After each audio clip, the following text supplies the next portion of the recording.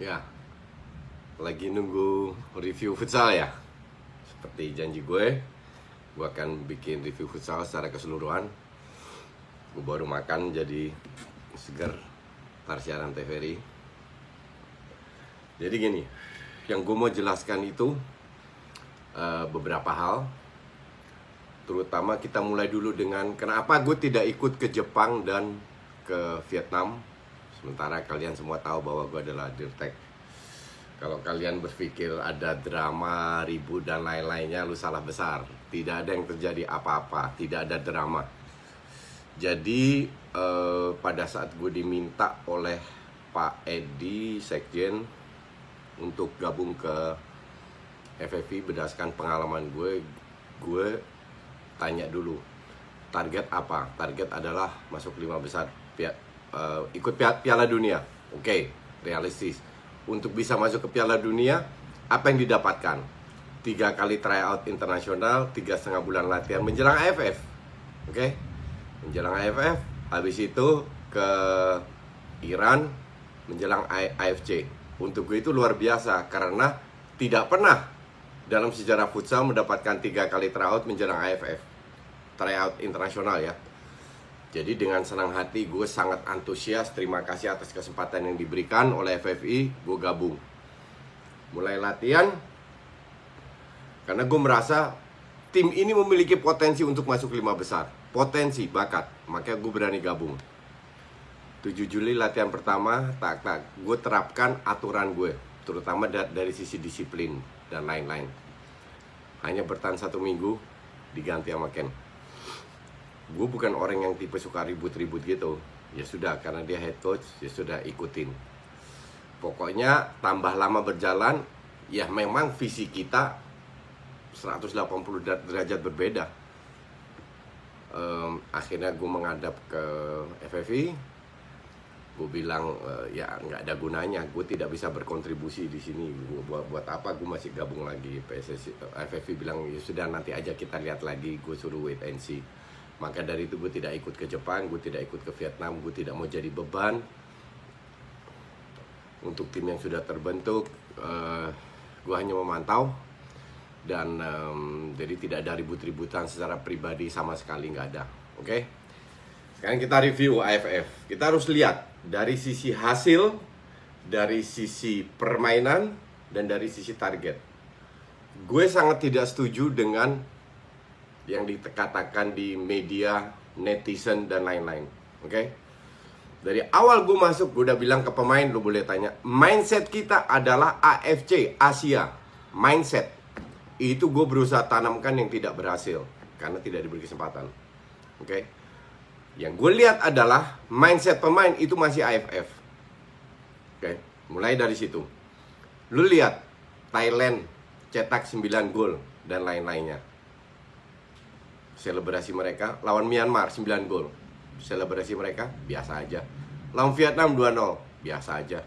Lawan kita menang 5-0, selebrasinya biasa aja. Coba lihat selebrasi kita. Udah kayak menang Piala Dunia aja, padahal cuma menang 4-3 lawan Myanmar loh, Myanmar. Oke? Ini sudah mindset yang salah menurut gue. AFF itu tidak pernah jadi target buat FFI. Target FFI hanya ini jam terbang, lu lolos. Oke, lolos. Dari hasil, kita harus appreciate yang dilakukan Ken. Ken mengembalikan level kita di level Asia. Dengan kita lolos ke Piala Asia. Gue udah kalau nggak salah 4 kali ke Piala Asia, lupa gue. Oke, dari sisi itu kita hargai. Kita appreciate, kita hargai bahwa Ken berhasil membawa kita kembali ke level Asia, di mana udah berapa tahun merosot, 2 kali tidak ikut level Asia, bahkan 4 besar AFF pun nggak bisa. Sekarang kita masuk final, oke? Dari sisi itu, it's okay. Sekarang kita lihat dari sisi permainan. Mulai dari lawan Malaysia. Malaysia itu hancurnya hancur. Buktinya 3 kali kalah di grup. Bukan lawan kita aja kalah, oke? Mereka kontrol bola aja kayak berantem sama bola. Gue gak ngerti juga kenapa kita bisa 3 kali kalah lawan Malaysia. Atau mungkin Malaysia lagi mengalami penurunan atau gimana. Pokoknya yang gue lihat permainannya hancur. Dan kita kebawa. 2-0 unggul jadi 2-2. Oke. Kita ke Vietnam. Beruntung Iksan lagi bagus. Main lebih bertahan, incer. That's okay, itu strategi pelatih, nggak ada masalah. 0-0. Lawan Australia. Lawan Australia dari 5 match, satu-satunya match yang gue bilang agak mendingan. Agak mendingan dari sisi apa? Dari sisi efektivitas. Bisa cetak 8 gol. Bisa bisa menahan. Tapi kalian jangan lupa, Australia sudah 4 tahun tidak punya timnas. Tidak ada liga. Bahwa itu ada 8 pemain yang mantan ikut Australia yang pernah ikut Piala Dunia, nggak ngaruh. Buat apa lu pernah ikut Piala Dunia kalau lu nggak main? Oke. Sekali try out lawan New Caledonia, kalau nggak salah menang juga cuma selisih gol. Jadi menang lawan Australia untuk gue hal yang biasa banget. Kalau lihat Australia juga passingnya lebih hancur daripada kita, layak kalah lah. Terus ketemu Myanmar, beruntung kita lolos selisih gol. Nggak ketemu Thailand, tapi ketemu Myanmar. Myanmar itu kita 4-3. Kalau masih 2 menit lagi bisa jadi kita kebobolan lagi. Itu parah mainnya. Oke. Parah banget. Dan cetak gol lawan Myanmar, selebrasinya kayak menang Piala Dunia. Gue nggak tahu. Kalau gue jadi pelatih, habis match lawan Myanmar, itu gue maki-maki, nggak boleh keluar hotel lo semua. Pernah gue lakukan. Waktu lawan Guam kita menang 21-3, gue maki-maki pemain. Lo lawan tim gitu, kayak gitu, nggak boleh kebobolan 3. Kalau kita bisa cetak 21, tim lain juga bisa. Terbukti Irak menang 24-0 waktu itu.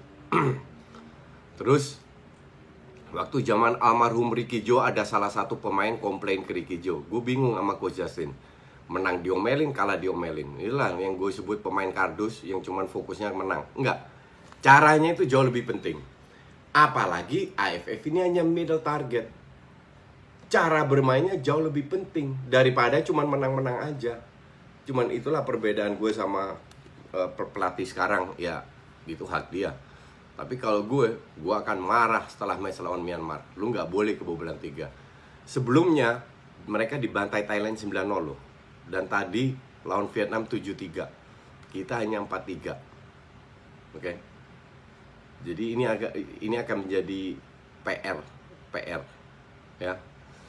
Kalau kita bicara lawan Thailand kalah 5-0, gue bilang biasa aja. It happens.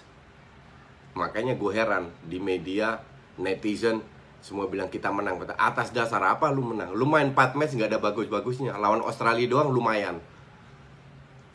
Jadi atas dasar apa lu menang lawan Thailand? Thailand itu cuma 7 hari latihan. Kita 3,5 bulan, 3 kali try out. Berapa match yang kita lakukan? Justru gue bilang, kalian semua harus berterima kasih sama Thailand.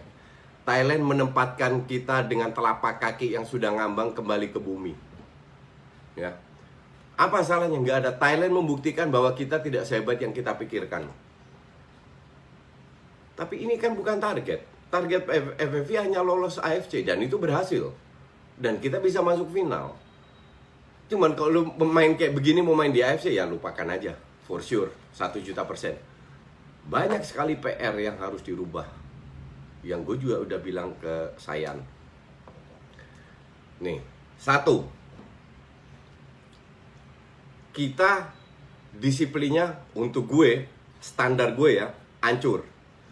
Terbukti faktanya di mana kita selalu bikin banyak pelanggaran di lapangan. Tadi lawan Thailand kena penalti kedua. Lawan friendly aja selalu bikin pelanggaran. Itu ada hubungan dengan disiplin bermain. Oke. Kedua, ini gue sampaikan ke saya juga. Kita selalu kebobolan dari 9 match yang gue ikut sampai Bangkok sampai MNC Cup. Habis itu gue mundur, gue gak ikut. Kita selalu dari 9 match yang gue lihat 7 kali kebobolan duluan. Ini berhasil diatasi karena kita sekarang lebih sering unggul. Oke. Terus jarak pemain kita terlalu jauh. Ini berhasil.